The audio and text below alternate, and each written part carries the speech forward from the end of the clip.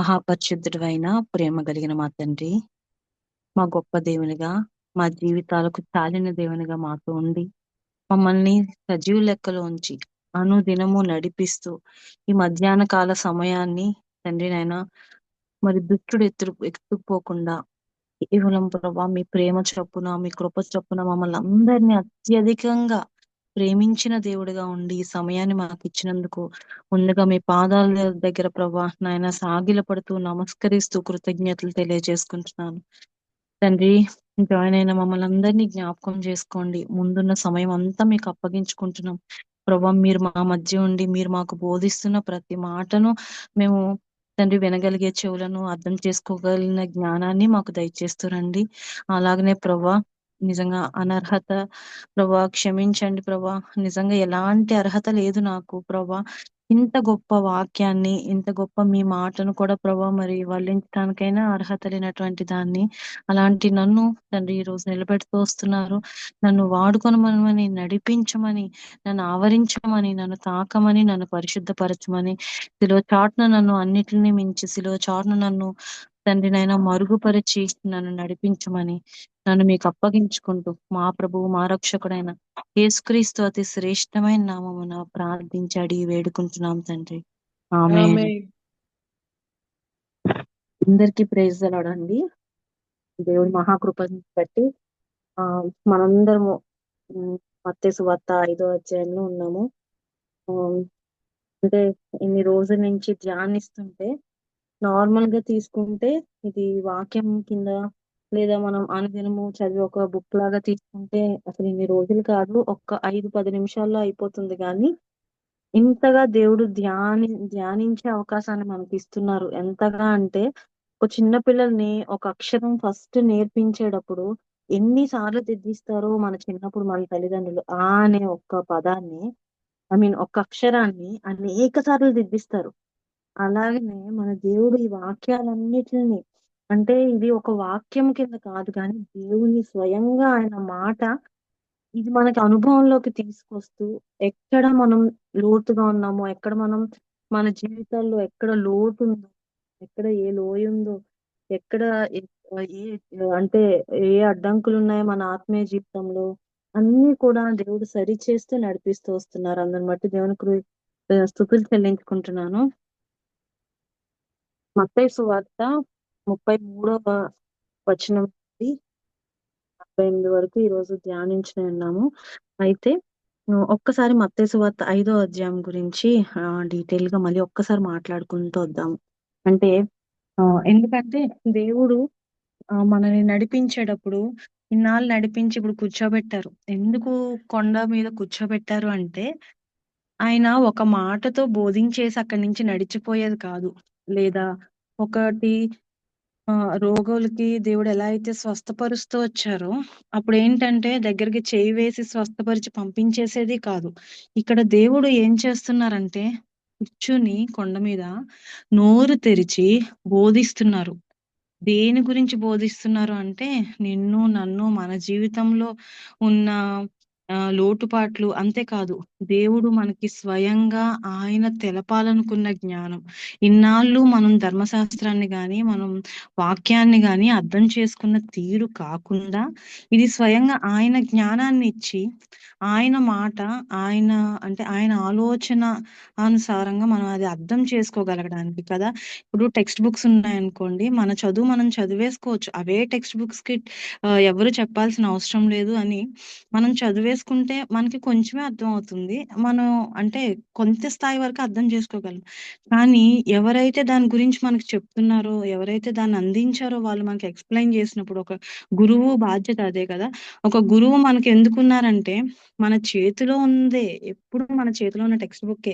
కానీ దాని గురించి నీకు లోతుగా తెలియాలి అంటే అధ్యయనం చాలా అవసరం. అంతకన్నా అతి ప్రాముఖ్యమైనది ఏంటంటే ఆ గురువు బోధ చాలా అవసరం. ఈ రోజు క్రీస్తు ఒక్కడే మీ గురువు, క్రీస్తు ఒక్కడే బోధకుడు. ఎందుకయ్యారు అంటే ఇది ఆయనది కాబట్టి. ఈ వాక్యము, ఈ ధర్మశాస్త్రము ఇంత తానే నిండి ఉన్నారు కాబట్టి ఆయన గురించి ఆయనే చెప్పాలి. అప్పుడే మనకి స్వయంగా అర్థమవుతుంది. ఇంతగానో అంటే ఇన్నాళ్ళు మన జ్ఞానాన్ని పక్కన పెట్టి జీరో చేసుకుని మన ఆలోచనన్నిటిని మనం ఇన్నాళ్ళుగా మనం చదువుకుని మనం తీసుకున్న జ్ఞానాన్ని పక్కన పెట్టి కదా నువ్వు ఖాళీ అయిపో ఖాళీ అయిపో నేను నిన్ను నింపుతాను అని ఆ రీతిగా ఆయన నోరు తెరిచి చెప్తున్నారు కొండ మీద కూర్చుని. మనం కూడా బాగుగా నోరు తెరుద్దాం, ఎందుకంటే దేవుని చేత నింపబడటానికి. వాక్యంలోనికి వెళ్దామండి. మత్తయి సువార్త 5వ అధ్యాయంలో మనం గమనిస్తే, అంటే ఈ రోజు మనందరం కూర్చునున్నాం అనుకోండి ఇక్కడ. ఆ ఆ ఏదో ఒక ఇది జరుగుతున్నట్టు కాదు, కానీ జూమ్ లో మీటింగ్ లాగా ఇక్కడ ఎలా అనిపిస్తుందంటే, ఒక స్టూడెంట్స్ అందరం కూర్చున్నాము దేవుని దగ్గర నేర్చుకోవడానికి అన్నట్టు కూర్చున్నాం కదా. అయితే ఈ మత్తయి సువార్త 5వ అధ్యాయము దేవుడు మనకి నేర్పించదలచినవి మొత్తం 48 వచనాలు మనతో ఆయన స్వయంగా మాట్లాడుతూ వచ్చారు. ఎన్నండి? 48 వచనాలు. అంత సావధానంగా దేవుడు కూర్చోబెట్టి మనకి 48 వచనాలు నాన్ స్టాప్ గా మాట్లాడుతూనే ఉన్నారు, చెప్తూనే ఉన్నారు. అది ఏంటని మనం ఎలా ఉండాలి అంటే, మత్తయి సువార్త 5వ అధ్యాయం మనకి అయిపోయి నెక్స్ట్ వేరే అధ్యాయానికి వెళ్ళే లోపు దేవుడు కనుక పరీక్ష పెడితే, ఆత్మీయ పరీక్ష, మనం అందరము కూడా 100కి 100 మార్కులు తెచ్చుకోవాలన్నమాట. అంటే దేవుని దృష్టిలో ఆత్మీయంగా మీరు ఇక్కడ దాకా నడిపించిన ప్రతి నడకలో మేము నేర్చుకున్నాం ప్రభా అనేది దేవునికి మనం ఇవ్వగలిగే రిటర్న్ గిఫ్ట్ లాగా. అంటే ఎంత గొప్ప గిఫ్ట్స్ మనకి దేవుడు ఇచ్చారు కదా, అలా అన్నమాట. అయితే ఈ మొత్తం 48 వచనాలుంటే దేవుడు ఏమేం చెప్పదలుచుకున్నారు, ఏమేంటి అంటే మనం గమనించుకుంటూ వస్తే, మొదటి 12 వచనాలు అంటే 1 నుంచి 12వ వచనం వరకు కూడా దేవుడు ధన్యతలు అనే మాట మాట్లాడుతూ వచ్చారు కదండి. అవి 8 మనం ఆ వచనాలన్నీ కూడా నేర్చుకున్నాము. వాటి గురించి కాదు గానీ పైన ఒక్కసారి మనం రివైజ్ చేసుకుందాం. దేవుడు అన్న మాటలు కలుపుకోవాలి. మరియా ఎలా అయితే లోపల దాన్ని జ్ఞాపకం చేసుకుంటూ నెమరు వేసుకుంటూ అన్నారో, ఈ ఈ రోజు 5వ అధ్యాయం అయ్యేసరికి మనకి కళ్ళు మూసుకున్నా సరే 5వ అధ్యాయంలో ఏముంది, దేవుడు ఏం చెప్పారు అనేది మనం చాలా ఇష్టంగా నేర్చుకుందాం. ఈ 5వ అధ్యాయంలో మొదటి 12 వచనాలు దేవుడు ఒకటే మాట చెప్తూ ఉన్నారు కదా. ఏంటంటే,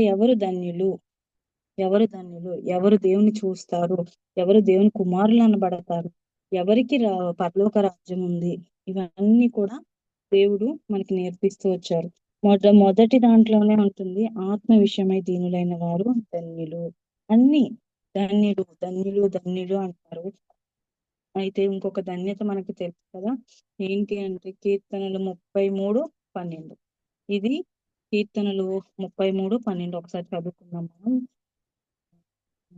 వాక్యంలోనికి వెళ్ళి కీర్తనలు 33:12 ఎవరైనా చదువుతారండి?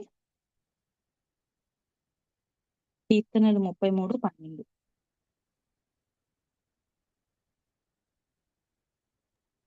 యెహోవా తమకు దేవుడుగా గల జనులు ధన్యులు. ఆయన తనకు స్వాస్థ్యముగా ఏర్పరచుకొను జనులు ధన్యులు. Thank you sister. ఎంత గొప్ప 2 మాటలు కదా. యెహోవా తమకు దేవుడుగా గల జనులు ధన్యులు, రెండోది తనకు స్వాస్థ్యంగా ఏర్పరచుకున్న వాళ్ళు ధన్యులంట. అంటే దేవుణ్ణి అంగీకరించిన వారు ఎంత ధన్యులో. ఎలా ఎలా అంటే, ఆయన తన స్వాస్థ్యంగా ఎవరినైతే పిలుచుకున్నాడో వారు ధన్యులు. ఈ కొత్త నిబంధనలో ఈ ధన్యతలతో పాటు అన్నిటికన్నా ప్రాముఖ్యంగా దేవుడు ఈ రోజు మీరు నేను పేరు పెట్టబడి పిలువబడి ఈ జూమ్ ఏంటో ఎక్కడెక్కడో ఉన్నాం మనందరం, ఏ మాత్రం కూడా సంబంధం లేని వాళ్ళం కూడా ఉన్నాం. ఆ అంటే ఒక రిలేషన్ లేదు, అయినప్పటికీ ఈ రోజు అందరము ఒక తండ్రి ముందు కూర్చున్నట్టు ఇక్కడ కూర్చున్నామంటే, అది ఆయన స్వాస్థ్యంగా మనల్ని ఆనాడే నిర్ణయించుకున్నాడు. ఆనాడే దేవుడు ఆ ధన్యతలో అసలు ఇది చేస్తే మీరు ధన్యులు అని ఇక్కడ చెప్తున్నారు, కానీ ఏమీ చేయకుండానే ముందు మనకి దేవుడు ఇచ్చిన గొప్ప ధన్యత ఏంటంటే, ఆయన పిలిచి మనకు ఆ ధన్యత ఇచ్చాడు. ఆయన తన స్వాస్థ్యంగా చేసుకుని ధన్యత ఇచ్చారు. ఇక్కడ కొత్త నిబంధన 5వ అధ్యాయంలో ఈ ధన్యతలు ఇవి ఇలా ఉంటే మీరు ధన్యులు, మీరు ఇలా అవ్వబడతారు అని ఉంది. కానీ కీర్తన 33:12 మనల్ని ఈనాడు ధన్యతలోకి నడిపించే అక్కడ మన ప్రమేయం ఏమీ లేదు. అక్కడ మన ప్రమేయం ఏమీ లేదు. మనకి నిజంగా అది నిజమైన ధన్యత ఏంటి అంటే, ఆయన్ని తెలుసుకోకపోయినా, ఆయన్ని ప్రేమించకపోయినా, ఆయనే ఎదురొచ్చి మనకా ధన్యత ఇచ్చి, తన స్వాస్థ్యంగా మనందరిని కూడా ఏర్పాటు చేసుకున్నారు. ఇక్కడ ఈ ధన్యతల గురించి ఇక్కడ మనం లాస్ట్ టైము అందరం ఇన్ని రోజులుగా డిస్కస్ చేసుకుంటూ వచ్చాము. మనం కూడా ఇంట్లో ఐదో అధ్యాయము చాలా సార్లు ధ్యానిస్తూ వచ్చాము. అయితే ఇవన్నీ ఎలా కనిపిస్తాయి అంటే, ఇవి పరలోకానికి మెట్లులాగా.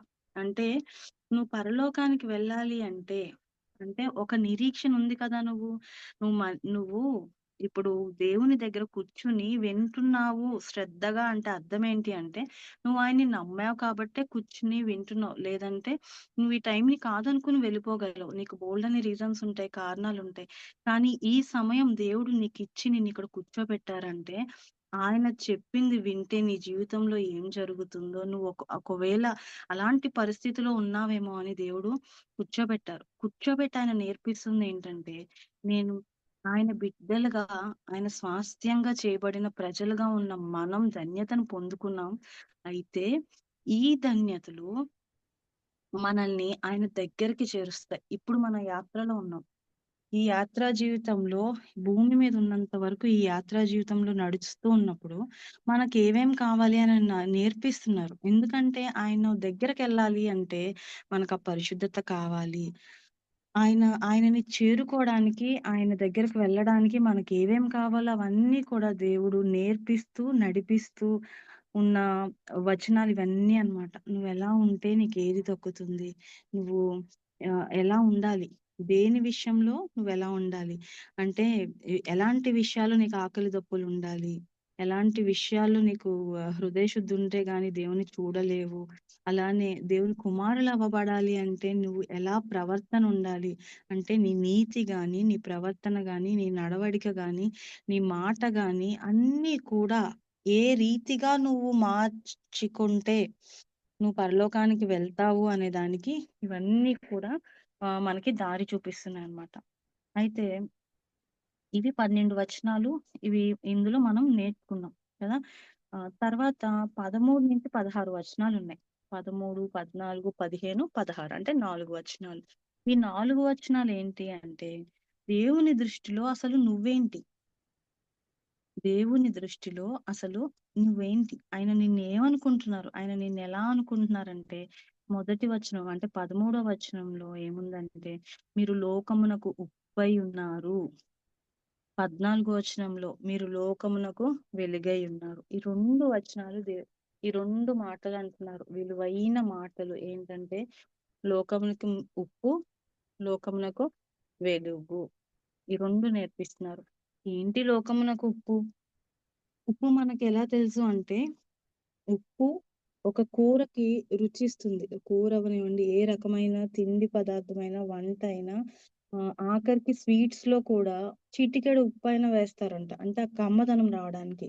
అలానే ఉప్పుని మనం ఎలా అంటే ఎక్కువ టేస్ట్‌కి సంబంధించి చూస్తూ వచ్చాం. కానీ ఉప్పంట మన శరీరానికి లోపల తగినంత ఉప్పు లేకపోతే నీరసపడిపోతాం మనం. ఎందుకంటే నర్వ్స్ ఫంక్షనింగ్‌కైనా అంటే నరాలకైనా తర్వాత కాళ్ళు ఏమంటారు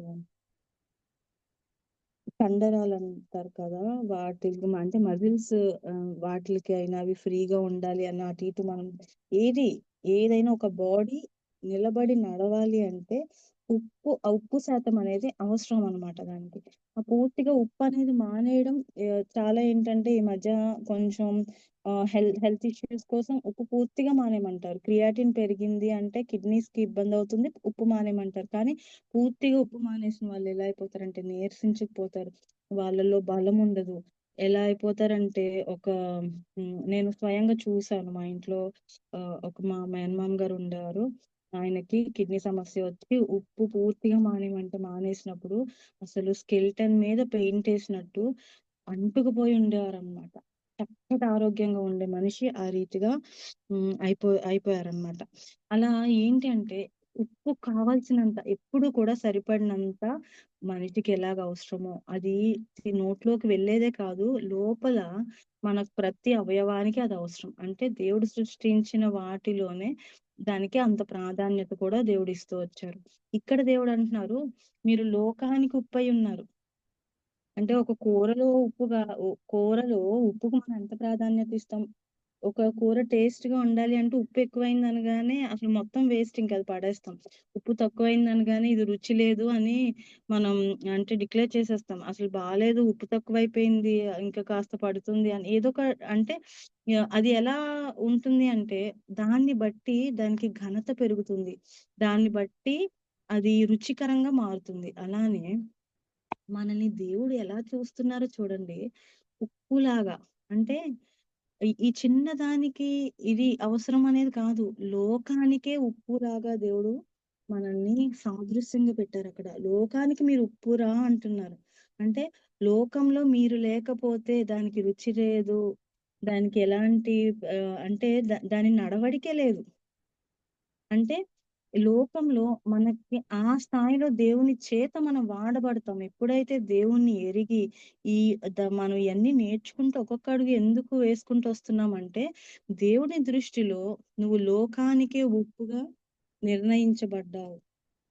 నిన్ను ఎక్కడ పెట్టాలి? నిన్ను ఎంత సమయం అంటే ఇప్పుడు మనం ఉప్పు చూడండి ఇంత ఇంత వేస్తాం.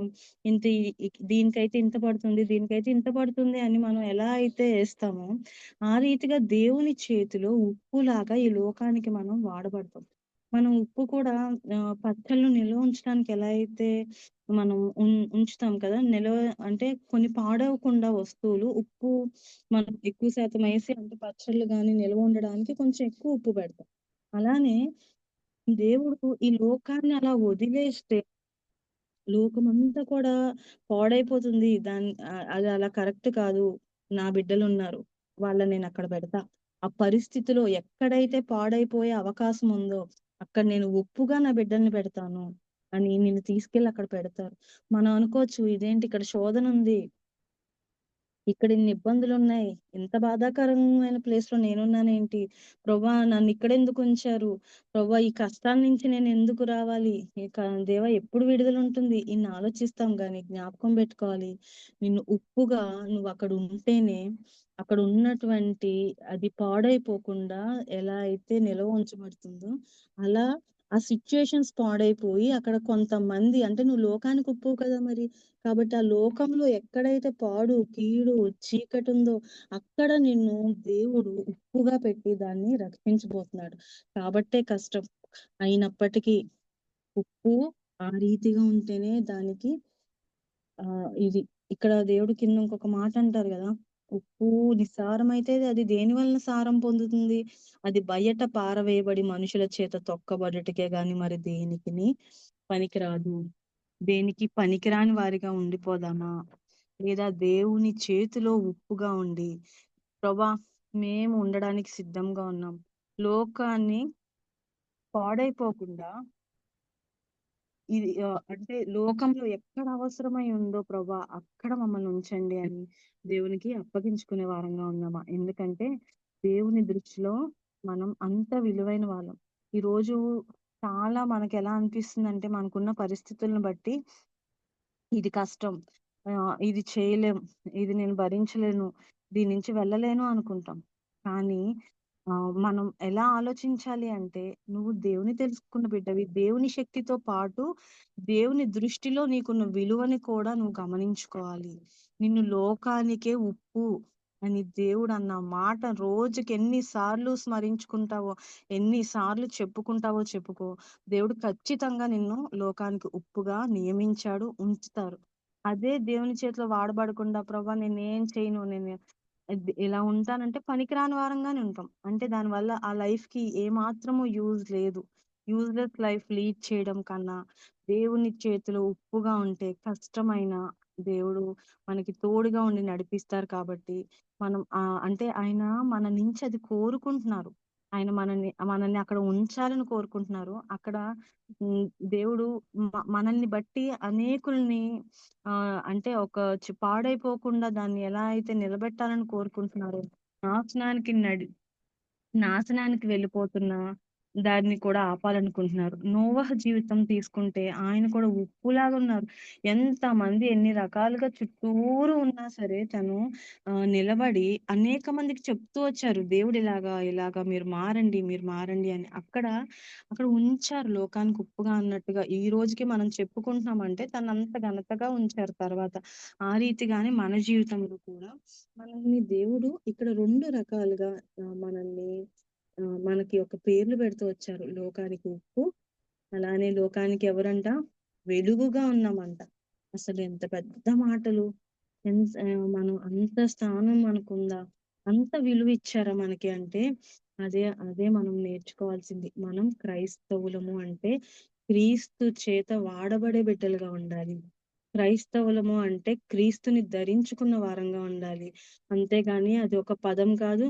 అదొక ఆభరణము కాదు. అది అన్నిటిని మించిన గొప్ప ధన్యత.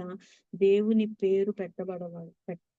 అంటే మనకి దేవుడు పెట్టారు కాబట్టి, ఆ ధన్యత మనం అర్థం చేసుకోవాలి. కాబట్టి గుర్తుంచుకోవాలి. మనం ఇది లోకానికి ఎలా ఉన్నాం అంటే, వెలుగుగా ఉన్నాం, ఉప్పుగా ఉన్నాం. వెలుగుగా ఎందుకు ఉంచారు దేవుడు? అంత పెద్ద మాట ఎలా మాట్లాడారు దేవుడు? మనకి ఏ అర్హత ఉందని అంటే, అదే అర్హత ఆయన చెప్తున్నారుగా మనల్ని ఆయన ఏం చేసుకున్నారంటే, తన స్వాస్థ్యంగా చేసేసుకున్నారు. కాబట్టి మనకింత ధన్యత ఇచ్చారు. మనకింత అర్హత ఇచ్చారు. మనల్ని దేవుడు అంటున్నారు, కొండ మీద ఉన్న పట్టణంలో మరుగై ఉండనేరదంట వెలుగు. ఒక మనుషులు దీపం వెలిగించి కుంచెము కింద పెట్టరు కానీ, అది ఇంట నుండి వారికందరికీ వెలిగిచ్చుటకై దీపస్తంభము మీదే పెట్టుదురు. ఇది గుర్తుపెట్టుకుందాం. 5వ అధ్యాయం 15వ వచనము గుర్తుపెట్టుకుందాం. ఇక్కడ దీపము వెలిగించి అన్నారు. మనుష్యులు దీపాన్ని వెలిగించి కొంచెం కింద పెట్టరు. కానీ ఇంట్లో ఉండు వారందరికీ వెలిగించుటకే దీపస్తంభం మీదనే పెట్టుదురు. ఇదే వాక్యంలో మనుషుల దగ్గర దేవుణ్ణి పెట్టుకుని చదువుదాం. దీపం వెలిగించి కొంచెం కింద పెట్టారు గాని అది ఇంట నుండి వారందరికీ వెలిగించుటకే దీపస్తంభం మీద పెడతారు. దేవుడు ఆ దీపాన్ని అంటే మనలో వెలిగించారు. కాబట్టి మనం ఇప్పుడు ఏమి ఇవ్వాలి అంటే మనం వెలుగు ఇవ్వాలి. ఎవరికి ఇస్తాం వెలుగంటే దేవుడు వెలిగించిన ఈ దీపం మనం ఏమైపోతుందంటే మనం దీపంగా ఉన్నాము. మనల్ని దేవుడు ఏమి కింద దాయట్లేదు. దేవుడు ఎక్కడ ఉంచుతాడంట దేన్నైనా వెలిగిస్తే అది ఎందుకు వెలిగిస్తాం మనం? చీకటిగా ఉన్నప్పుడు క్యాండిల్ వెలిగిస్తాం. దీపం పెడతాం. ఎందుకు అంటే ఆ చీకటిని అది అంటే తీసేస్తుంది అని. ఆ చీకటనేది కనిపించకుండా చేస్తుందని. కాబట్టి ఇక్కడ ఈ దేవుడు దీపాన్ని వెలిగించినప్పుడు మనం ఎలా ప్రకాశించాలి అంటే, మన ఇంట నుండి వారందరికీ వెలిగించాలి. అంతేకాదు మన ఇంట్లో మనల్ని చూస్తున్న మన బిడ్డలు గాని, మన తల్లిదండ్రులు గాని, అత్తమామలు గాని, భర్త గాని, తోబుట్టువులు గాని ఎవ్వరైనా సరే ఇక్కడ ఆడవారనే కాదు. ఇక్కడ దేవుడి చేత వెలిగించబడిన దీపంగా గుర్తుపెట్టుకోండి. అది వెలుగివ్వాలి గాని ఆరిపోకూడదు. అది కొంచెము కింద పెడితే ఏమవుతుందంటే అదే క్లోజ్డ్ సర్క్యూట్ లో ఉంటుందంటే ఇంత కొంచెం కింద దాన్ని పెడితే దాని లోపల ఉన్న ఆక్సిజన్ అయిపోయే వరకు వెలుగుతుంది. దాని తర్వాత అది ఆరిపోతుంది. మనం ఒక గ్లాస్ కింద ఒక క్యాండిల్ పెట్టామనుకోండి, మూసేసామనుకోండి, కాసేపు ఉన్న తర్వాత అది వెలుగు ఆరిపోతుంది. మనం కూడా మనం దేని కిందకి వెళ్ళి దాని లోపల ఉన్నట్లుగా ఉండకూడదు. గుర్తుపెట్టుకోవాలి. దేవుడు మనం ఎక్కడుంటే అక్కడ మన చుట్టుపక్క వారిని వెలిగించాలి. అప్పుడు దేవుడు ఏం చేస్తే ఏమని ఆయన నోట్లో నుంచి వచ్చింది మనకి ఎంత గొప్ప అర్హత ఇచ్చారు. లోకానికి వెలుగు. నీ వెలుగు ముందు నీ వెలుగు అంటే ఆ మంట దేవుడు వెలిగించిన దీపం ద్వారా నువ్వు వెలగాలి.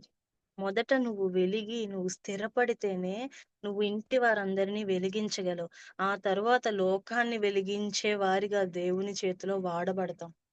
దేవుడు మనుషుడే ఒక దీపాన్ని వెలిగించి కొంచెం కింద పెట్టకుండా దీపస్తంభం మీద పెడితే, దేవుడు వెలిగించిన దీపమై ఉన్న నిన్ను దేవుడు ఏ రీతిగా వాడుకోబోతున్నాడో అని మనం ధైర్యం కలిగి ఉండాలి. హోప్ కలిగి ఉండాలి. నిరీక్షణ కలిగి నేను నా దేవుని చేతిలో వాడబడాలి. నేను నా దేవుని చేతిలో రగిలింపబడాలి. అనేకులను నా నా వెలుగు ద్వారా నేను ఇది చేయాలి అని. ఎందుకంటే మనందరము దేవుని చేత అని ఉంది. దేవుడి చేత దేవుడు స్వాస్థ్యంగా ఏర్పరచుకున్న జనాంగం మనం. అంత అర్హత ఇచ్చారు. కాబట్టి మనం ఆ రీతిగా ఉండాలి. ఇది 15వ వచనం. 16వ వచనంలో ఉంది, మనుషులు మీ సత్క్రియలను చూచి పరలోకమందున్న మీ తండ్రిని మహిమపరచునట్లు వారి ఎదుట మీ వెలుగు ప్రకాశింపనీయుడి. ఇక్కడ దేవుడు దీపాన్ని వెలిగించారు, దీపస్తంభం మీద పెట్టారు, అంతా బానే ఉంది. దీపస్తంభం మీద పెట్టిన తర్వాత ఆ వెలుగు సరైన వెలుగు ప్రకాశించకపోతే, అంటే అది దేన్ని చూపిస్తోంది? ఇప్పుడు ఇక్కడ చీకటుంది. ఆ చీకట్లో నువ్వు దీపాన్ని పెట్టావు. దీపాన్ని పెట్టినప్పుడు అక్కడ ఉన్న చుట్టూరు అంతా కనిపిస్తుంది. నువ్వు దేన్ని చూపిస్తున్నావు ఆ రీతిగా? ఆ రీతిగా మనం దేన్ని చూపించాలి అంటే, మన సత్క్రియలను చూసి పక్కన వాళ్ళు, చుట్టుపక్కల వాళ్ళు అందరూ కూడా దేవుణ్ణి మహిమ పరిచేటట్టుగా బలవంతంగా దేవునికి స్తుతి చెల్లించండి, దేవుని మహిమపరచండి అని చెప్పక్కల్లా. నీ సత్క్రియ, నీ మాట, నీ ప్రవర్తన, నీ చూపు ఇవన్నీ కూడా దేవుడు వెలిగించిన దీపంగా నువ్వు ఉన్నప్పుడు నిన్ను వెలిగించిన దేవుడే నీలో కనిపిస్తారు. అది ఆ 16వ వచనం యొక్క అర్థం అన్నమాట. మీ వెలుగు ఎక్కడుండాలి? పరలోకమందున్న దేవుని మహిమపరిచేదిగా మీ వెలుగు ప్రకాశించాలి. అది ఏదో స్ట్రైట్ గా ఉండి ఏమీ అవనట్టు కాసేపు ఉంటే ఆరిపోయేటట్టు ఆ రీతిగా కాదు. ఎలా ఉండాలి అంటే అది ఉజ్వలిస్తుంది అంటారు కదా, అంటే అంతగా ప్రకాశించాలి. ఎంతగా ప్రకాశించాలంటే నీ చుట్టుపక్కన ఉన్న వాళ్ళందరూ అంతటి వెలుగును నీ ఫేస్ లో చూడగలగాలి.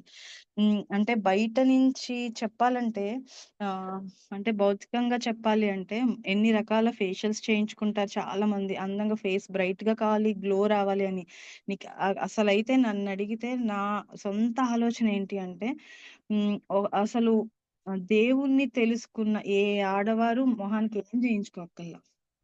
ఎందుకంటే లోపల నుంచి దేవుడు వెలిగిస్తాడు. ఆ వెలుగుంటుంది. నిజంగా నేను చాలా మందిని బయట చూసినప్పుడు వాళ్ళ చేతులు చూస్తాను.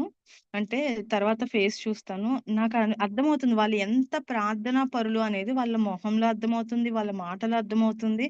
వాళ్ళ చేతులు చూస్తే పరిశుద్ధంగా అనిపిస్తాయన్నమాట.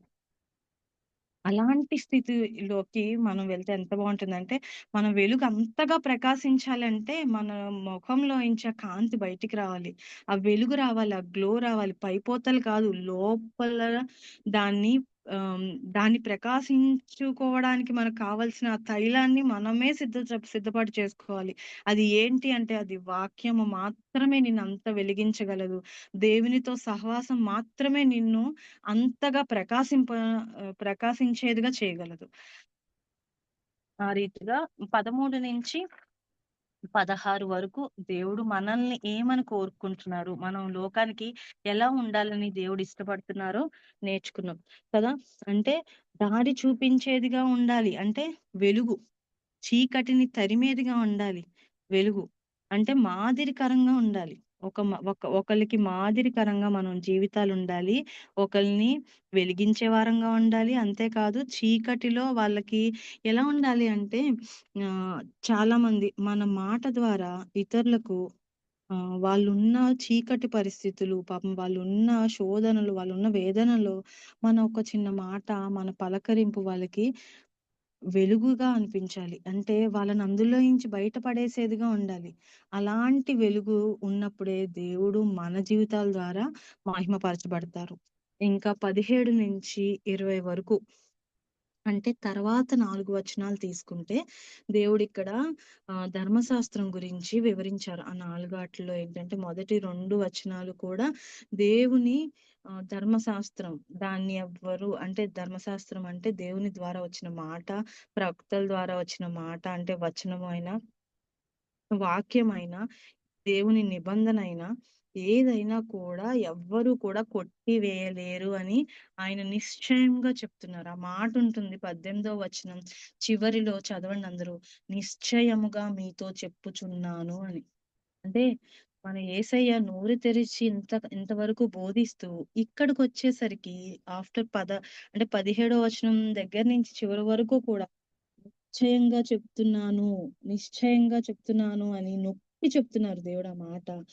అదే ఏంటి అంటే ధర్మశాస్త్రంలో ఒక సున్నా అయినా, పొల్లైనా ఏది కూడా నెరవేర్చబడేదాకా తప్పిపోదు.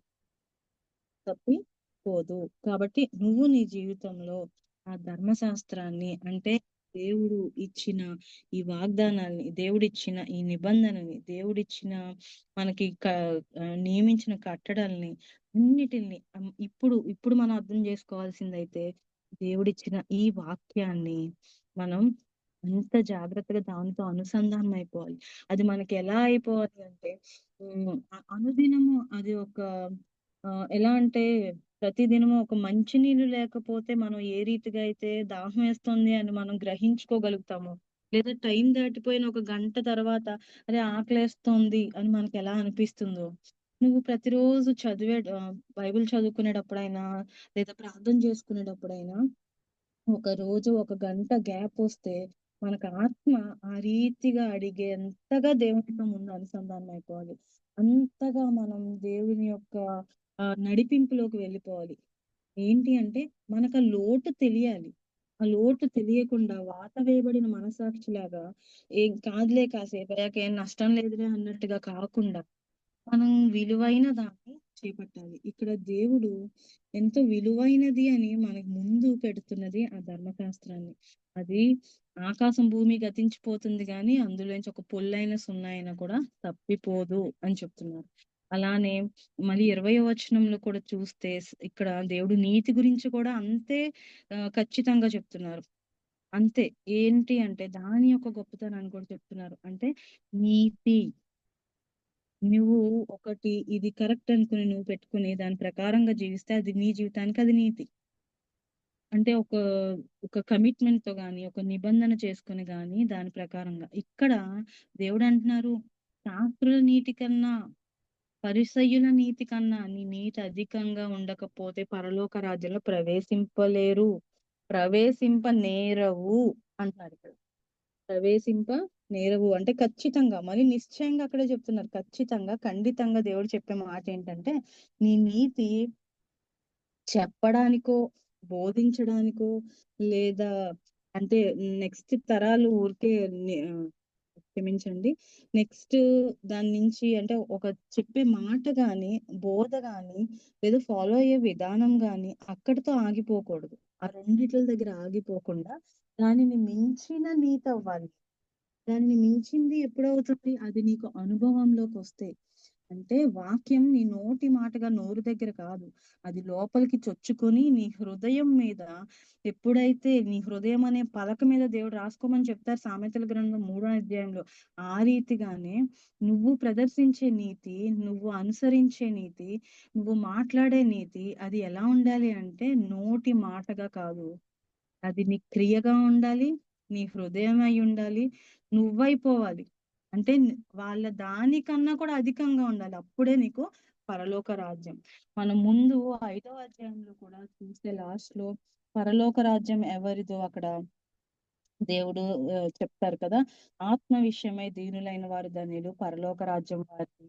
తర్వాత నీతి నిమిత్తం హింసించబడే వారు ధన్యుడు, పరలోక రాజ్యము వారిది. చూసారా? పరలోక రాజ్యం ఎవరిది? పరలోక రాజ్యానికి వెళ్ళాలంటే ఏం చేయాలి? అసలు మీరెవరు? మిమ్మల్ని దేవుడు ఏ దృష్టితో చూస్తున్నారు? మీరేం చేస్తే పరలోక రాజ్యంలో ప్రవేశిస్తారు? ఇవి ఇంతవరకు 20వ అధ్యాయం వరకు దేవుడు మనతో మాట్లాడిన మాటలు. ఇక్కడి నుంచి 47వ వచనం వరకు దేవుడు చెప్పేది ఏంటి అంటే గమనిస్తే 21వ వచనం మొదలవుతుంది. ఏంటో తెలుసా? నేను మీతో చెప్పున్నదేమనగా చూడండి 22వ వచనం ఫస్ట్ అది అండర్లైన్ చేసుకుంటే నేను మీతో చెప్పున్నదేమనగా అనుంది. అలానే 28లో నేను మీతో చెప్పున్నదేమనగా అంటే ఇలానే దేవుడు 4, 5 అనుకుంటా ఇలా నేను మీతో చెప్పేది ఏంటంటే దేవుడు నోరు తెరిచి నేను మీతో చెప్పేది ఏంటంటే అని విడివిడిగా నిన్ను నన్ను అందరినీ సంధిస్తున్నారు. చెప్పేది ఏంటి ప్రవ్వా అని మనం జ్ఞాపకం చేసుకొని వినడానికి ఇష్టపడి చెవులు ఆయనకు అప్పగించుకుంటే మన హృదయంలో ఉన్న ఏదైనా సరే దేవుడు చూడగలిగిన దేవుడు కాబట్టి ఆ లోటు ఆయనకే తెలుసు. ఇక్కడ 5 సందర్భాలు దేవుడు ఆహ్, ఈ ఈ 5 సందర్భాల్లో అంటే 21-47 దాకా 5 సందర్భాల్లో దేవుడు ఈ మాట చెప్పారు. నేను మీతో చెప్పుకున్నదేంటంటే అని. మరి ఆ చెప్పినదేంటో మనం జ్ఞాపకం చేసుకొని, చదువుకొని, ధ్యానించి ఎవరెవరము ఎందులో ఉన్నామో తెలీదు. కానీ మన దేవునికి తెలుసు. ఆయన హృదయాంతరంగాలు ఎరిగి ఉన్న దేవుడు కాబట్టి ఆ 5 కూడా మనం ఒక్కసారి జ్ఞాపకం చేసుకుందాం.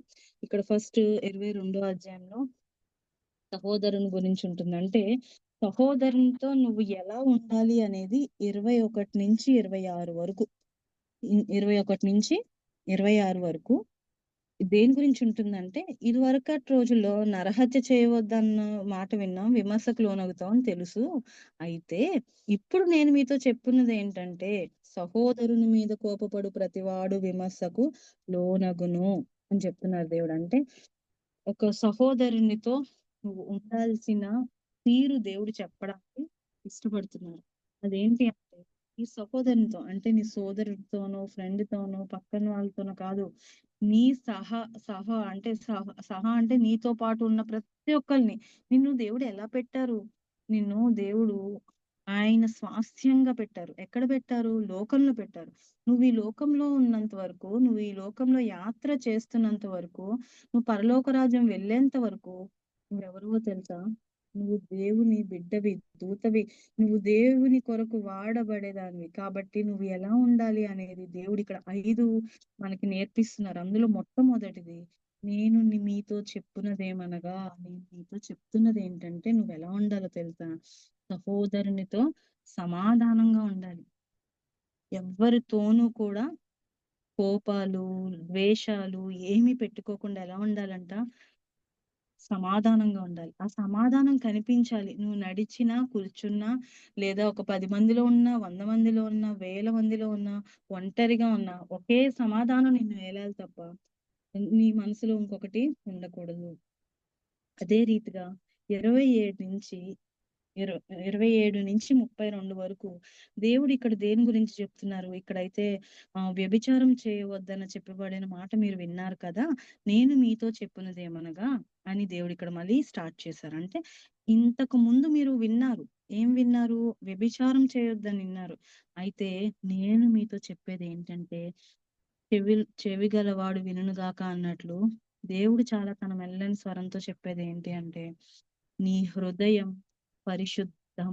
ఈ 2 నీ హృదయము పరిశుద్ధత. నీ హృదయం ఏ పరిస్థితుల్లో ఉందో నీకు మాత్రమే తెలుసు. పక్కన వాళ్ళకి తెలీదు. నిజం చెప్పాలంటే పెళ్లి అప్పుడు కూడా చాలా మంది ఇటు 7 తరాలు, అటు 7 తరాలు చూడాలనేవారు మాకు. తర్వాత అనేవారు తల్లిని బట్టి పిల్లనమ్మా చూడాలి. వాళ్ళ బిహేవియర్స్ వస్తాయి. వాళ్ళ జెనెటికల్ ఇయన్నీ వస్తాయని పెళ్ళప్పుడు చాలా చెప్తారు. తర్వాత ఎంత ఒక ఆడపిల్లని ఇవ్వాలి అంటే అందరిని అబ్బాయి లాంటి వాడు ఏ అలవాట్లున్నాయి అన్నీ చెప్తారు. అంటే వాళ్ళ తల్లిదండ్రులను అడుగుతారు. వాళ్ళ స్నేహితులను అడుగుతారు. బాబు యొక్క అందరి గురించి డిస్కషన్స్ జరుగుతాయి. కానీ ఒక్కటి విషయం ఏంటంటే ఒక వ్యక్తి ఎలాంటి వాడు అనేది ఆ వ్యక్తికి తప్ప మూడో మనిషికి ఎరగనే ఎరగలేదు. ఎవ్వరికీ తెలియదు. నేనేంటో నాకే తెలుసు. ఎవరేంటో వారికే తెలుసు. ఆ రీతిగా ఇక్కడ వ్యభిచారం చేయొద్దని చెప్పారు. సరే వ్యభిచారం చేయాలని అలా పైకి కనిపించటం కాదు గానీ, దేవుడు ఎంత పరిశుద్ధత కలిగి ఉండాలని ఆశపడుతున్నాడంటే, నీ కన్ను ఎలా ఉండాలంటే అంత పరిశుద్ధంగా ఉండాలి. ఎక్కడా కూడా ఎందుకంటే నీ కన్ను నిన్ను అపవిత్రపరిచే ఆలోచనల వైపు తీసుకెళ్తుంది. నువ్వు చూసినది అది ఎలాగంటే రికార్డ్ అయిపోతుంది. నీ హృదయంలో రికార్డ్ అయిపోతుంది. నీ మైండ్‌లో రికార్డ్ అయ్యి, నీ హృదయం దాన్ని ఆలోచించేటట్టు చేస్తుందన్నమాట. హృదయం హృదయాలోచనలు ఎరిగిన దేవుడి దగ్గర నిన్ను ఏది పట్టేస్తుంది? ఏది పట్టిస్తుంది? ఇప్పుడు నీకు అర్థమవుతుందా? హృదయాంతరంగాలు ఎరిగి ఉన్న దేవునికి నీ హృదయ పరిశుద్ధతను పట్టించేది నీ కన్ను. నువ్వు దేన్ని చూస్తున్నావో, దేన్ని ఏ రకంగా చూస్తున్నావో ప్రతిదీ కూడా దేవుని దగ్గర పట్టించేది కన్ను. దేవుడు అంటాడు నీ హృదయాన్ని పరిశుద్ధంగా ఉంచుకోవాలి. ఆ తర్వాత 33 నుంచి 37 వరకు అక్కడ దేని గురించి రాయబడుతుందంటే, ఇక్కడైతే 33 చదువుతున్నానండి. నీవు అప్రమాణము చేయక నీ ప్రమాణములను ప్రభువునకు చెల్లింపవలెనని పూర్వీకులతో చెప్పబడిన మాట మీరు విన్నారు కదా. నేను మీతో చెప్పునదేమనగా, ఎంత మాత్రము ఒట్టు పెట్టకొనవద్దు. ఆకాశము తోడనవద్దు, అది దేవుని సింహాసనము. భూమి తోడనవద్దు, అది ఆయన పాదపీఠము. యెరూషలేము తోడనవద్దు, అది మహారాజు పట్టణము. నీ తల తోడని ఒట్టు పెట్టుకొనొద్దు. నీవు ఒక వెంట్రుకనైనను తెలుపుగా గాని నలుపుగా గాని చేయలేవు. నీ మాట అవునంటే అవును, కాదంటే కాదు అని ఉండవలెను. వీటికి మించినది దుష్టుని పుట్టునది.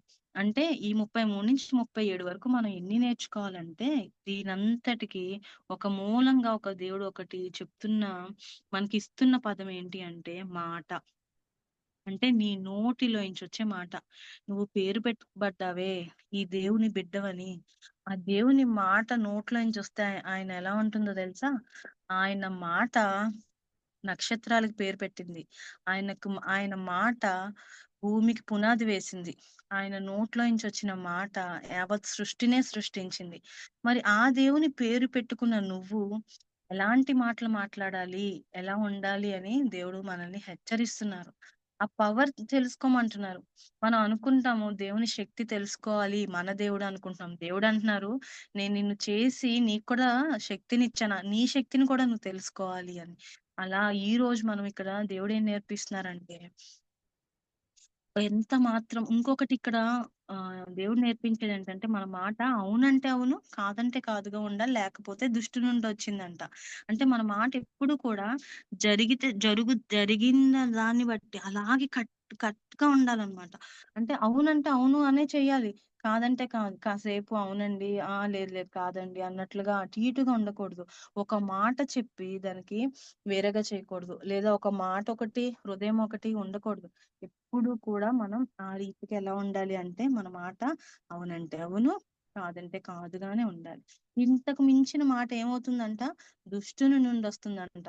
ఇంతవరకు దేవుని దగ్గర చక్కగా వింటున్నాం. ఇప్పుడు మనకి ఆ దుష్టుడు వద్దు, ఆ దుష్టుని మాటలు వద్దు. కాబట్టి మనకి కావాల్సినట్టుగా దేవుని హత్తుకొని ఆయన ఏం చెప్తారో ఆ రీతిగా మన మాటలు కూడా అవునంటే అవునుగా, కాదంటే కాదుగా మార్చుకుందాం. ఇక్కడ ఇంకోటి దేవుడు మనకి నేర్పిస్తున్నది ఏంటంటే, మనం ఎవరమో ఇంకొకసారి చూపిస్తున్నారు. ఇందాక లోకానికే దీపంగా దేవుడు చెప్పారు, లోకానికే వెలుగుగా మిమ్మల్ని పెట్టాలని చెప్పారు. ఇక్కడ అంటున్నారు కదా, నువ్వు ఒట్టు అని చాలా మంది ఆ నోటికి ముందుంటుంది. నేను నా మీద ఒట్టేసుకుంటున్నాను, నీ మీద ఒట్టేసుకున్నాం, లేకపోతే ఒట్టు ఫలానా నేను చేస్తాను ఖచ్చితంగా అని కమిట్మెంట్స్ ఇస్తారు. దేవుడు అంటున్నారు, చాలా సింపుల్ వేలో దేవుడు ఒకటే అంటున్నారు, నువ్వే కమిట్మెంట్స్ ఇవ్వడానికి, నువ్వు అలా ఒట్టు పెట్టుకోవడానికి నీదేమన్నా ఉందా అని డైరెక్ట్ గా అడుగుతున్నారు. ఆకాశం నీదా? అది దేవుని సింహాసనం. భూమి నీదా? అది దేవుని పాదపీఠం.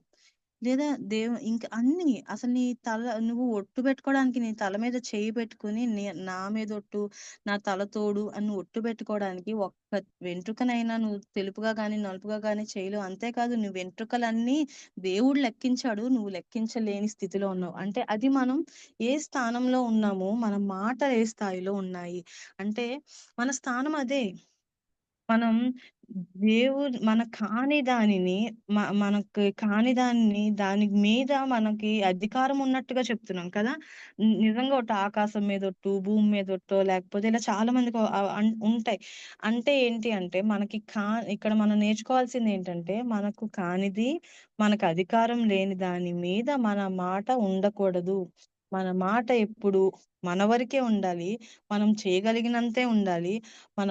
ఒక మాట ఇచ్చాము అంటే అది ముందు వెనక ఆలోచించకుండా, అంటే ఉద్దేశం ఏంటంటే, ఒక మాట ఇచ్చిన తర్వాత మళ్ళీ వెనక్కి తట్టు తిరిగి దాని వల్ల ఏమవుతుందా అని ఆలోచించే వారిగా కాకుండా, మాట ఇచ్చే ముందే, మన మాట పలికే ముందే ఎందుకంటే మన దేవుని పిల్లలంగా మన మాట మన నోట్లో నుంచి వచ్చే ముందే అది అన్నీ కూడా ఆ రీతిగా ఉండాలన్నమాట. దేవుని నుండి వచ్చినట్లుగా ఉండాలన్నమాట. ఆ రీతిగా అవునంటే అవును, కాదంటే కాదుగా ఉండాలి.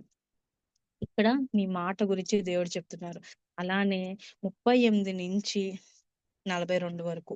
38-42 వరకు ఇక్కడ దేవుడేం చెప్తున్నారంటే, దుష్టుని ఎదిరింపక నిన్ను కుడి చెంప మీద కొట్టువానికి ఎడమ చెంప తిప్పుము. ఎవడైనా నీ మీద వాజ్యం వేసి నీ అంగీ తీసుకొనగోరిన ఎడల వానికి నీ పై వస్త్రము కూడా ఇచ్చివేము.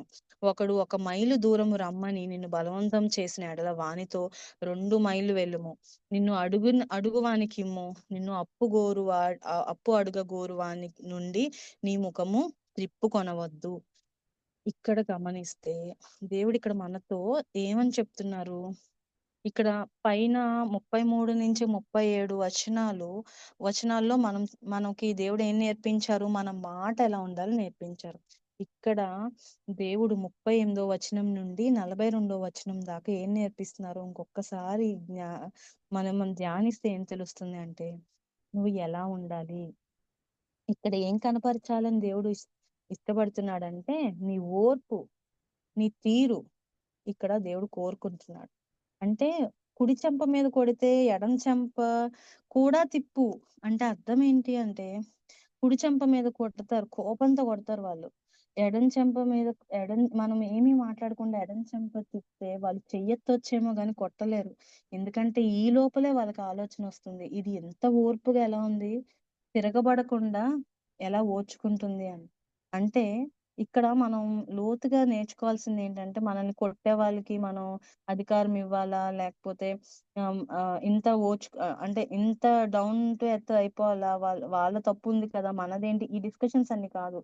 దేవుడు తన బిడ్డగా ఉండడానికి నీ నుంచి కోరుకునే ఇంకో గొప్ప లక్షణం ఓర్పు. అది ఎందుకు దేవుడు మనకి గమనానికి తీసుకొస్తున్నాడంటే, ఒక చెంప మీద కొట్టి రెండో చెంపకు నువ్వు తిరిగినప్పుడు వాళ్ళు నిన్ను కొట్ వాళ్ళు నిన్ను కొట్టినప్పుడు ఫస్ట్ టైం వాళ్ళలో ఉన్న కోపం తగ్గి రెండోది పడేటప్పుడు వాళ్ళ లోపల హృదయంలో ఉన్న ద్వేషం కూడా కరిగిపోతుంది నీ మీద.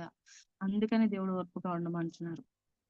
అంటే ఒక మనిషిలోంచి నీ ఓర్పు చెడును తీసేయగలదు. గుర్తుపెట్టుకో, నువ్వు లోకానికి వెలుగుగా ఉన్నావు.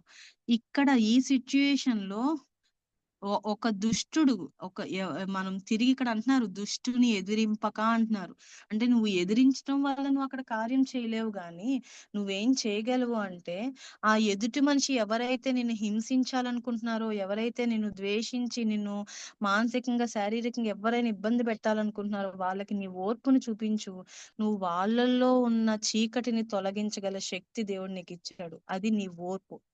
నీ ఓర్పు ఎదుటి మనిషిలోంచి క్రోధాన్ని, ద్వేషాన్ని, మత్సరాన్ని, అన్నిటిని, అసూయని తీసివేయగలుగుతుంది. అది ఒక కొట్టిన దగ్గరనే కాదు, ఇక్కడ మనకి సాదృశ్యంగా చూపించబడుతూ వచ్చింది. కానీ దేవుడు మనకిచ్చిన జ్ఞానాన్ని బట్టి మనకు అనేక సందర్భాలు ఈ ఓర్పుని ఆయనే అనుభవంలోకి తీసుకొస్తారు. అలానే ఇక్కడ కిందకొస్తే, ఎవరైనా నీ మీద వాద్యం వేసి నీ అంగీ తీసుకోనాలనుకుంటే నీ పై వస్త్రం కూడా ఇచ్చేయి. అంటే ఏదైనా వాళ్ళు మన నుంచి కోరుకుంటే ఇంకా ఇవ్వమంటున్నాడు దేవుడు. అంటే దేవుడు ఇచ్చే విషయంలో నిన్ను ఎలా ఉండమంటున్నాడు అంటే, కురచగా ఉండొద్దు. నువ్వు ఇచ్చే దగ్గర ఎప్పుడు కూడా హృదయపూర్వకంగా పెట్టు. ఎంత పెట్టాలి అంటే నీకు తనివి తీరేలా పెట్టాలి. అంటే ఎదుటి మనిషి తృప్తి పొందేంతగా పెట్టాలి. ఇక్కడ ఏమంటున్నారు, ఎవరైనా నీ దగ్గర నుంచి ఒకటి లాక్కోవాలనుకుంటే పైది కూడా ఇచ్చేయి అంటే ఉద్దేశం ఏంటంటే, నువ్వు ఎలా మార్చబడాలి అంటే అలాంటి తీరు కలిగి ఉండాలి. అదొక అలవాటైపోయిన తీరు ఉండాలి. అంటే హ్మ్. ఒక ఇక్కడ కింద కూడా ఉంటుంది. 1 మైలు రమ్మంటే నువ్వు వానితో 2 మైళ్ళు వెళ్ళు. అన్ నువ్వు అడిగే వాళ్ళకివ్వు, అప్పు అడగగోరు వారిని నీ ముఖము త్రిప్పుకొనవద్దు. అంటే నీ పక్కన వారితో నీ ప్రవర్తన ఎలా ఉండాలి అనేది గమనానికి దేవుడు మనకి తీసుకొస్తున్నారు. అది మన ఓర్పు, మన మాట, మన ప్రవర్తన ఇవన్నీ కూడా మనకి అలవాటైపోయిన క్రమంలో ఉండాలి. మనం మార్చబడాలి గాని ప్రతిరోజు వాక్యం వింటున్నాము, ఈ రోజు ఇక్కడితో అయిపోయింది అన్నట్టు కాదు. లేదా ఈ రోజు మనం మోకరించి, ప్రభా నేను మార్చబడ్డా, నన్ను ఇలా ఉంది, నేను ఈ రోజు నాకు ఇది వద్దు అని ఇక్కడ అయిపోయిన తర్వాత మళ్ళీ తిరిగి మన పాత స్థితికి అసలు వెనుదిరిగే వారంగా ఉండొద్దు మనం దేవుని పిల్లలం. మనం దేవుని పిల్లలం. ఆయన చేతిలో ఉప్పుగా ఉందాం, ఆయన చేతిలో వెలుగుగా ఉందాం. వెనుతిరిగే అవకాశం ఇచ్చి దుష్టుడికి మనము ఏమంటారంటే దుష్టుని వైపు ఇక్కడ ఇందాక దేవుడు చెప్పినట్టు దుష్టుని నుండి పుట్టే ఆలోచనలు గాని ఇవేమి కూడా లేకుండా ఉండాలి. అందుకనే మనం ఇక్కడ మన తీరు మార్చుకోవాలని దేవుడు ఇష్టపడుతూ ఉన్నాడు. 38-42 వరకు ఆయన చెప్పేదేంటంటే నీ తీరు మారాలి. అంటే నీ ఆలోచన సరళి నువ్వు అనుదినం ఒకే రకంగా ఉండాలి. అంతేగాని ఒకరోజు కోపం, ఒకరోజు శాంతం అలా కాదు. ఒకే ఓర్పుతో, సహనంతో, చక్కటి తీరుతో, మాటతో ఉండాలని దేవుడు పడుతున్నారు. అలానే ఇంకా ఆఖరికొచ్చేసాము. 43-47 వరకు దేవుడు చెప్తున్న మాట. నీ పొరుగువాని ప్రేమించి నీ శత్రువుని ద్వేషించమని చెప్పబడిన మాట మీరు విన్నారు కదా. నేను మీతో చెప్పున్నదేమనగా మీరు పరలోకమందున్న మీ తండ్రికి కుమారులై ఉండునట్లు మీ శత్రువులను ప్రేమించుడి. మిమ్మును హింసించు వారి కొరకు ప్రార్థన చేయుడి. ఇక్కడ ఒక మంచి మాట ఏంటంటే పరలోకమందున్న మీ తండ్రికి ఎలాగంట కుమారులై ఉండునట్లు ఆయన మిమ్మల్ని కుమారులుగా మీ స్వాస్థ్యంగా ఆయన ఆయన తన స్వాస్థ్యంగా మిమ్మల్ని చేసేసుకున్నాడు. అయితే ఇప్పుడు మారాల్సింది మనం. ముందు ఆయన మనల్ని ఆయన స్వాస్థ్యంగా చేసేసుకున్నారు. ఇప్పుడు మనం మారాల్సింది ఏంటి అంటే మనం ఆయన బిడ్డలుగా ఉండాలి అంటే మనకేం కావాలని దేవుడు అంటున్నారు? ప్రేమ. 43వ వచనం నుంచి 47 వరకు మనం దేవుడు ఇక్కడ మనతో మాట్లాడుతున్న మనం నేర్చుకోవాలి, మనలో ఉండాలి అనుకునేది ఆ ప్రేమ. అలానే క్షమాపణ. ఇవి అన్నీ కూడా దేవుడి నుంచి వచ్చిన వాక్యాలు. దేవుడి నుంచి వచ్చిన మాటలు. అక్కడ మనల్ని కూర్చోబెట్టుకుని దేవుడు మాట్లాడిన మాటలు. ఏమంటున్నారు? మీరు పరలోకంలో ఉన్న మీ తండ్రికి పిల్లలైనట్లు మీ శత్రువులను ప్రేమించుడి. అదేంటి ప్రభా శత్రువులను ఎలా ప్రేమిస్తామని నేను అంటే ఈ మధ్య ఒకళ్ళు విన్నాను. అంటే మీకు తెలీదు. నేను ఒకళ్ళ ద్వారా మాట అన్నమాట. అంతే. ఆవిడ కూడా క్రిస్టియనే. మంచిగా దేవునిలో చాలా బాగా ప్రార్థన చేస్తారు. చాలా మంచి ఆవిడ. అన్నీ ఉన్నాయి. అయితే ఏంటంటే ఒక చిన్న మాట ఆహ్, ఏదో చిన్న ఇబ్బందొచ్చింది వేరే సిస్టర్‌తో నాకు ఫోన్ చేసి అన్నారనమాట. అమ్మ నేనన్నా అక్క క్షమించొచ్చు కదా! ఒకవేళ తన మాట అయ్యుండదు. మీరు మధ్యలో అలా అనుకుంటున్నారు, తప్పుగా తీసుకుంటున్నారేమో అంటే, అమ్మ నేను క్షమించలేను. ఒకవేళ దేవుడు క్షమించమంటే క్షమి దేవుడు మా దేవుడి దగ్గర మరలా నేను బలలో పాలు పొందలేను కాబట్టి పెదాలను బట్టి క్షమిస్తాను గాని నా హృదయంలో నేను బ్రతికున్నంత కాలం తనని క్షమించలేను అన్నారు. నాకు ఆ మాట ఇని క్రైస్తవులంగా మన మాట పెదాల వరకు అంటే మన దేవుడు పెదాల నుంచి వచ్చే ఆరాధనని కోరుకుంటున్నాడా? హృదయాన్నించి హృదయాంతరంగాలు ఎరిగిన దేవుడే. ఆయనకి టార్చ్ లైట్ అవసరమా? ఆయనకి ఏదైనా ఎక్స్‌రే గాని, స్కాన్ గాని అవసరమా? లోపల ఉన్నది ఆయన బట్టబయలు చేయగలిగిన దేవుడు మన దేవుడు. కాబట్టి మనం ఆయన దగ్గర బిడ్డలుగా ఉండడానికి మనం శత్రువుల్ని ప్రేమించాలి. శత్రువులంటే ఎవ్వరో కాదు. మనకి ఇష్టపడని వాళ్ళందరినీ కూడా అంటే మనకి ఎవరైతే వ్యతిరేకిస్తున్నారో, ఇబ్బంది పెడుతున్నారో వాళ్ళందరి కొరకు ప్రార్థన చేయాలి మనం. మిమ్ముని హింసించు వారి కొరకు ప్రార్థన చేయండి. ఏమని ప్రార్థన చేస్తాం? ప్రభువా తన్ని మార్చండి. నా నా పరిస్థితిలో ఇలా చేస్తుంది. లేదా తనకు మంచి ఆలోచన ఇవ్వండి. అది కాదు ప్రార్థన. నువ్వు తనైపో. తన ప్రతి పరిస్థితి గురించి ప్రార్థన చెయి. నీ ఉద్దేశంలో తను ఏమై ఉందో దాన్ని బట్టి ప్రార్థన చేయడం కాదు. ప్రభువా అంటే మన ప్రార్థనలు ఎలా ఉంటాయంటే, ప్రభువా తను మారాలి, తను చెయ్యాలి. అంటే ప్రభువా తనని మార్చండి, తను మిమ్మల్ని తెలుసుకోవాలి అని చేస్తాం. కానీ అలా కాదు. మనం ఎలా చేయాలంటే, తన తప్పు తెలుసుకోవాలి ప్రభువా అని ప్రార్థన చేయడం కాదు. ప్రభువా తనకి ఇబ్బందులున్నాయి పాపం. తనకి క్షమించండి. తనకి నాకు మధ్య మీ ప్రేమతో అంటకట్టండి. ప్రభువా ఇంకెప్పుడు అంటే తనని ఫస్ట్ నువ్వు శత్రువుగా ఉండే నీ ఆలోచన అనే చిన్న మొక్కని వేళ్ళతో సహా తీసేసుకొని అప్పుడు ప్రార్థన చేయాలి. లేదంటే ఆ శత్రువు అని నువ్వు భావించి నువ్వు పైన పూత పోసినట్టు ఎంత నువ్వు ప్రార్థన చేసినా సరే ఆ శత్రుత్వం పోదు గాని మనసులోంచి శత్రువుని క్షమించగలగాలి, ప్రేమించాలి. క్షమించడం ఒక ఎత్తు నోటితో చెప్పగలమేమో, హృదయంతో సర్లే ఇక్కడ మర్చిపోదాంలే క్యారీ ఆన్ అయిపోదాం ముందుకని అనుకోవచ్చేమో. కానీ శత్రువుని ప్రేమించాలంటే నీకు క్రీస్తు ప్రేమ మాత్రం కావాలి. కాబట్టి ఇక్కడ 43-47 వరకు దేవుడు మనకి ఆయన ప్రేమ, ఆయన క్షమాపణ మనలో కూడా అవి అనుభవంగా అవి ఉండాలని దేవుడు ఆశిస్తున్నాడు. ఇంకా ఆఖరిగా మన మత్తయి సువార్త 5వ అధ్యాయము 47 వచనాలు నేర్చుకున్నాము. ఆఖరిగా 48వ వచనము కలిసి చదువుకుందాము. మీ పరలోకపు తండ్రి పరిపూర్ణుడు గనుక మీరును పరిపూర్ణులుగా ఉండెదరు. ఇక్కడ మీ పరలోకపు తండ్రి పరిపూర్ణుడు గనుక మీరు పరిపూర్ణులుగా ఉండండి అని లేదు. ఏమన్నారు? ఉండెదరు. అంటే మీ మీ తండ్రి పరిపూర్ణుడు ఆయన. కాబట్టి మీరు కూడా పరిపూర్ణులుగా ఉండెదరు. అంటే ఉంటారు మీరు. ఎప్పుడు దేవుడు ఉండాలి అని ఇట్లా ఉంటారు అంటున్నారు. ఎందుకు అంటే మనల్ని ఆయన తన స్వాస్థ్యంగా ఆయన ఏర్పరచుకున్నారు. ఆయన బిడ్డల్ని ఎలా నడిపించుకోవాలో ఆయనకు తెలుసు. ఆయన బిడ్డలకి ఏది లోటుగా ఉంటే ఎక్కడేం చేయాలో ఆయనకు తెలుసు. కాబట్టి ఆయన అదే నమ్మకంతో చెప్తున్నారు. నేను పరిపూర్ణుడిని కనుక మీరు కూడా పరిపూర్ణంగానే ఉంటారు. అంత నమ్మకం మన మీద. మనం చూపించే విశ్వాసం ముందు, దేవుడు చూపించే ఆ గొప్ప ప్రేమ ముందు మనం చూపించే విశ్వాసమైన, నమ్మకమైన చాలా చిన్నవి. అంత ప్రేమమయుడైన దేవుడు 5వ అధ్యాయాన్ని ఎందుకు అంత దూరం నడిపించి, అన్ని మొదటి 4 అధ్యాయాల్లో నడిపించి, అడవిలో తిప్పి, అన్ని చోట్ల తిప్పి, బాప్తిజం ఇచ్చే చోటికి తీసుకొచ్చి, ఎంతో మందిని స్వస్థపరిచి, జన సమూహాలు వెంటబడుతుంటే అన్నిటిని కాదని, ఇలా కాదు వీళ్ళతో కూర్చుంటే అని కొండెక్కి కూర్చుని తన నోరు తెరిచి అందరి శిష్యులతో పాటు ఆయన కొరకు రమ్మంటే అన్ని వదిలేసి వచ్చిన వారితో పాటు ఈరోజు ఆయన ప్రజలుగా, ఆయన స్వాస్థ్యంగా పేరు పెట్టబడిన మనల్ని కూడా అంతే ప్రేమగా ఈరోజు అక్కడ ఒక క్రిస్టల్ అవ్వచ్చు, జోషిబా అవ్వచ్చు, హెప్సీ అవ్వచ్చు, నేను అవ్వచ్చు, ఆంటీ అవ్వచ్చు, అందరం కలిసి లేము ఇప్పుడు మనం గమనించుకుంటే. కానీ దేవుని దగ్గర ఇంత నోరు తెరిచి మన దేవుడు మాట్లాడుతుంటే నిజంగా ఆశ్చర్యంగా నోరు వదిలేసి వింటాం కదా. ఇప్పుడు దాకా అలాగే విన్నాం.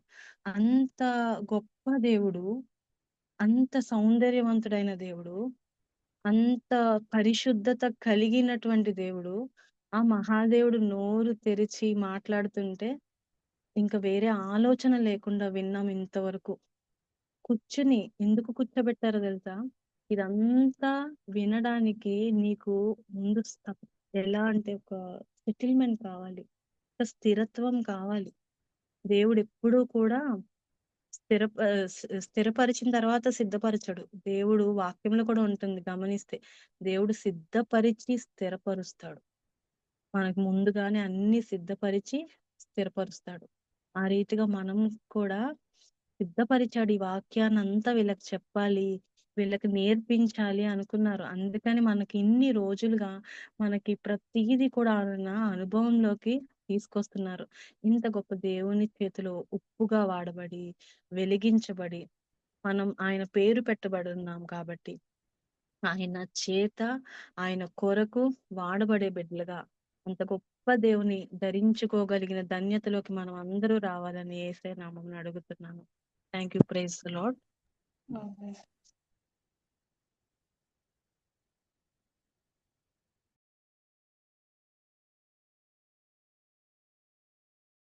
ప్రేయర్ చేయండి సిస్టర్.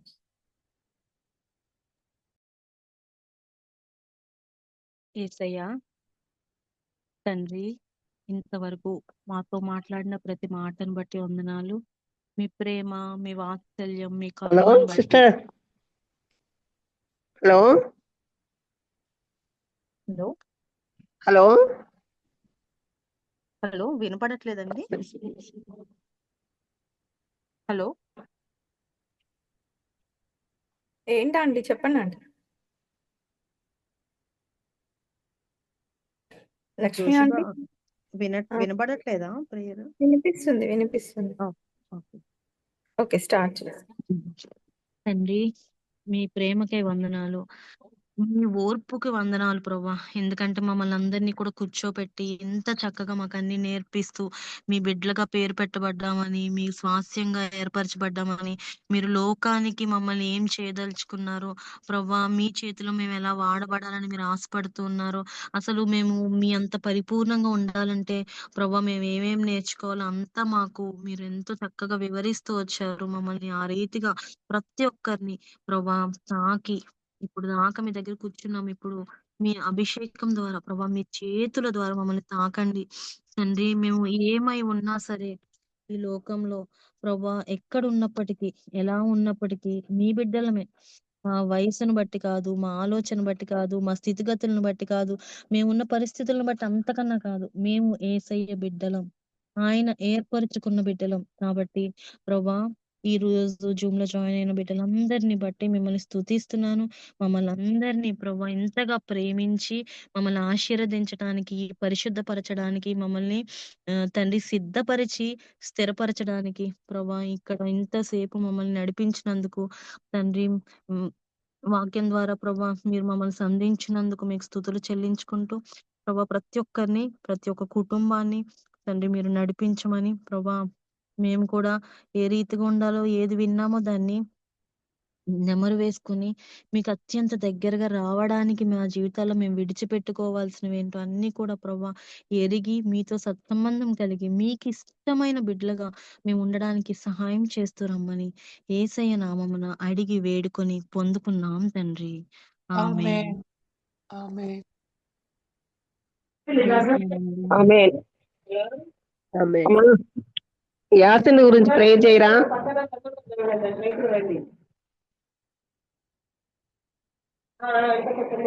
సిస్టర్?